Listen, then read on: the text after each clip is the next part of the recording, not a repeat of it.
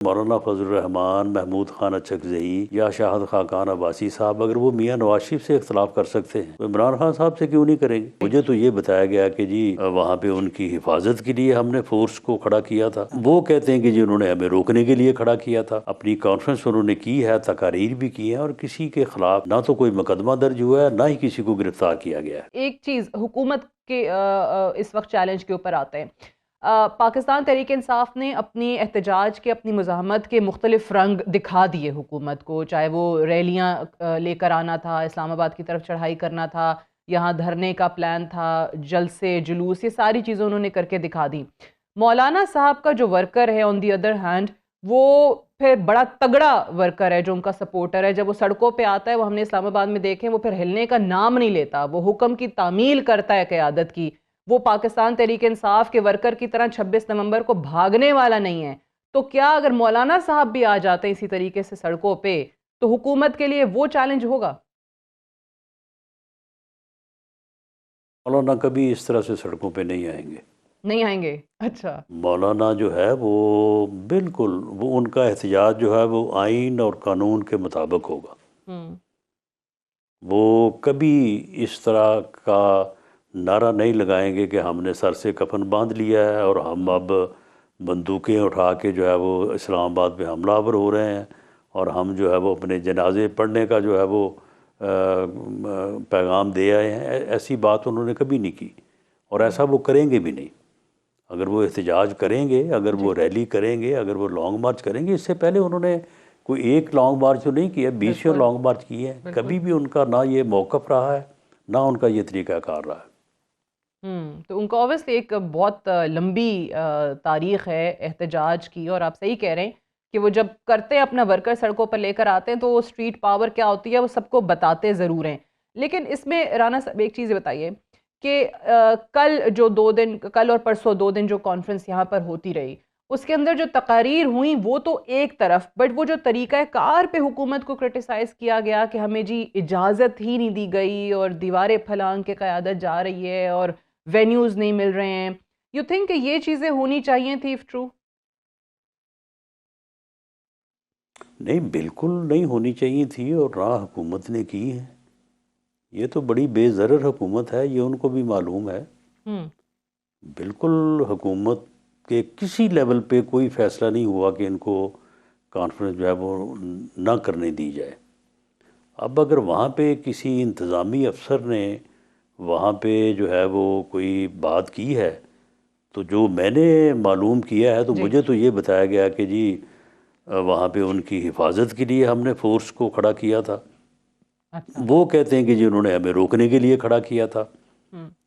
लेकिन वहाँ पे कोई ऐसी सूरत सामने आई नहीं। वैसे मीटिंग उन्होंने वहाँ पे अपनी कॉन्फ्रेंस उन्होंने की है, तकारीर भी की है और किसी के ख़िलाफ़ ना तो कोई मुकदमा दर्ज हुआ है, ना ही किसी को गिरफ़्तार किया गया है। हम्म। तो अब इसकी हकीकत क्या है, ये किस हद तक बात दुरुस्त है, तो ये इंतज़ामी लेवल पे कोई वहाँ पे मामला हुआ है। गवर्नमेंट लेवल के ऊपर कोई ऐसा फ़ैसला नहीं है कि इनको इकट्ठे ना होने दिया जाए या इनको कॉन्फ्रेंस ना करने दी जाए। ओके, ठीक है। अब इसमें बहुत ऑब्वियसली नई जमातें भी हम देख रहे हैं। आपके साबका साथी साबिक वज़ीर आज़म शाहिद खाकान अब्बासी जो हैं, उनकी भी जमात सामने आ चुकी है, अवाम पाकिस्तान। उन्होंने कल जो बातें की हैं, हुकूमत पे तो तनकीद अपनी जगह, खान साहब पे भी तनकीद उन्होंने की है, और कहीं ना कहीं ऑब्वियसली वो एक जो रिफ्ट है, टसल है या कॉन्ट्रडिक्शन है, वो दोनों के नज़रियात में और ख़यालात में वो साफ नज़र आ रहा है। तो वो आपको लगता है कि कॉम्प्रोमाइज़ कर सकेंगे उन चीज़ों के ऊपर? नहीं, देखें, जो बुनियादी चीज़ें उनके ऊपर तो कॉम्प्रोमाइज़ नहीं करेंगे। हुँ। अगर अपने बुनियादी जो सोच है उसके ऊपर अगर मौलाना फजल रहमान, महमूद खान अचकज़ई या शाहद खाकान अब्बासी साहब अगर वो मियाँ नवाज शरीफ से इख्तलाफ कर सकते हैं तो इमरान खान साहब से क्यों नहीं करेंगे। हुँ। यानी अगर रवादारी, लिहाज, इज़्ज़त का आप बात करें जी। तो मियाँ नवाज शरीफ साहब जो लोगों के साथ जिस तरह से वो लोगों को इज़्ज़त देते हैं, जिस रवादारी से वो पेश आते हैं, तो इमरान खान साहब तो उसका असर शीर भी नहीं है हुँ। जितना वो एहतराम करते हैं इन साहबान का। तो अगर वो अपनी एक सोच की बुनियाद पे उनसे इख्तलाफ कर सकते हैं तो इनके साथ क्यों नहीं करेंगे? वो बिल्कुल करेंगे। ये बात दुरुस्त है कि आप कह रहे हैं बुनियादी जो असूल है, सोच है, उस पे ऑब्वियसली कॉम्प्रोमाइज़ नहीं हो सकता है। राना साहब ये बताइए कि हुकूमत को 1 साल मुकम्मल हो गया है और हुकूमत के लिए सबसे बड़ा चैलेंज जिसका बार-बार तकरीबन सभी ने ज़िक्र किया, वो इकॉनमी था और जब पीडीएम की हुकूमत बनी थी तब भी यही मकसद जो है वो अवाम को बताया जाता था। अभी कल बड़ी तनकीद हुई फिर से जब आपकी वज़ीर आज़म की काबीना जो है वो दोगुना हो गई, 46 काबीना के अरकान हो गए हैं एसएपीएम्स को मिला के और मुअव्विनीन को मिला के। तो इस पे आप क्या कहते हैं कि एक तरफ इकॉनमी की हालत है, एक तरफ ऑस्टेरिटी मेजर्स लिए जा रहे हैं और काबीना बढ़ा दी गई है। कल इस पे भी तनकीद काफ़ी हुई अपोजिशन की तरफ से। नहीं, देखें, अपोजिशन ने तो तनकीद करनी है, उनका बिल्कुल हक है, उन्हें तनकीद करनी चाहिए। हुँ, लेकिन अगर तो ये उस लिमिट से ज़्यादा हो गई है जो आइन और कानून इजाज़त देता है तो फिर तो बिल्कुल गलत है। हुँ, इसको बिल्कुल किसी तौर पे भी सपोर्ट नहीं किया जाना चाहिए।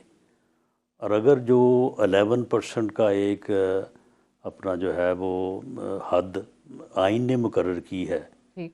तो फिर मैं समझता हूँ कि फिर तनकीद जो है ना वो सब्सटेंशिएट नहीं करती। बाकी अपोजिशन को बिल्कुल करनी चाहिए। तो एक एक वज़ीर के पास तीन तीन जो है वो महकमे हों हुँ, और उस महकमे का ख़र्चा अगर जो है वो यानी इन बिलियंस है, तो एक मिनिस्टर की जो तनख्वाह है या मिनिस्टर का जो ख़र्चा है, तो उससे वो उस डिपार्टमेंट को क्या खसारा पड़ेगा या उसको फ़ायदा होगा? यकीनन फ़ायदा होगा। तो इसलिए मेरी जो है वो तो आपको लगता है कि एक राय काबीना में में जो तौसीअ हुई है और ये जिस तरह ज़रूरी था। पोर्टफोलियोज़ की डिस्ट्रीब्यूशन हुई है, उससे ये आपके जो सियासी उमूर बल्कि सियासी भी नहीं, रियासती उमूर कह लीजिए, वो चलाने में बेहतर अंदाज में मदद मिलेगी? जी, देखें, अगर एक यानी आप किसी डिवीज़न की बात कर लें जो पोर्टफोलियो या मिनिस्ट्री है, तो उसका ख़र्चा जो है वो बजट इन बिलियंस है। हुँ, और अगर वो उसको देखने वाला कोई भी नहीं है, ना कोई एडवाइज़र है, ना कोई मिनिस्टर है, तो ये सूरत बेहतर है या किसी को होना चाहिए। और उससे क्या फ़र्क पड़ता है एक एडवाइज़र या मिनिस्टर के जो है वो अखराजात से। हुँ, इसीलिए जो है वो आइन ने और कानून ने इजाज़त दी है कि जी ये एक लिमिट है, इस लिमिट में आप 5 एडवाइज़र मुकर्रर कर सकते हैं, आप इतने जो है वो मिनिस्टर या स्टेट मिनिस्टर मुकर्रर कर सकते हैं। ठीक है। अगर तो ये तादाद जो है वो विद इन दोज़ लिमिट्स है, बल्कि उससे कम है, हुँ, तो फिर तो एतराज़ नहीं होना चाहिए। लेकिन बहरहाल अपोजिशन को तो फिर एतराज़ करना है, उन्होंने अगर किया है, लेकिन अगर वो विद इन लिमिट्स है तो वो तो हो जाए। अच्छा, उसमें कोई इस पे राना जो है साहब वो गलत नहीं आपकी है। इत्तेहादी जमात ऑब्वियसली आईनी ओहदों पे भी वो मौजूद हैं, वैसे भी वो आपके अपने आप को आपका इत्तेहादी कहते हैं। लेकिन वो जहाँ पे काबीना की बात आए, ज़िम्मेदारी लेने की बात आए, पोर्टफोलियोज़ आगे चलाने की बात आए, वहाँ पे क्यों शामिल नहीं हो रही है? पाकिस्तान पीपल्स पार्टी का कोई भी एक वज़ीर जो है, हालाँकि खुद इसहाक डार साहब उनके पास गए, ऑफ़र किया, वज़ीर आज़म का पैगाम दिया, एक नहीं कई बार। वो क्यों नहीं आते आपके साथ? जी, बिल्कुल आपकी बात दुरुस्त है कि एक नहीं कई बार, बल्कि इस बार भी। लेकिन देखें, हर सियासी जमात को अपने इलेक्टोरेट, अपनी पॉलिटिक्स को देखने और उसके मुताबिक फ़ैसले करने का हक है। पीपल्स पार्टी जो है वो पूरी तरह से हमारे साथ है। हुँ, अगर वो साथ ना हो तो गवर्नमेंट आपको नंबर गेम्स आपके सामने है, अगर जी, वो साथ ना हो तो गवर्नमेंट कायम नहीं रह सकती। वो हर तरह से हमारे साथ है, लेकिन उन्होंने अपनी सियासत के लिए ये बेहतर समझा है कि हम कैबिनेट की रिस्पॉन्सिबिलिटीज़ ना लें। बाकी उन्होंने कॉन्स्टिट्यूशनल ऑफिसेज जो हम उनकी रिस्पॉन्सिबिलिटी ली हुई है हुँ, और वो पूरी तरह से हमारे साथ ताआवुन भी कर रहे हैं, लेकिन उनको अपने सियासी फैसले करने का जो है वो हक हासिल है और वो समझते हैं कि वो इस तरह से जो है वो बेहतर पोजीशन में है। ठीक है।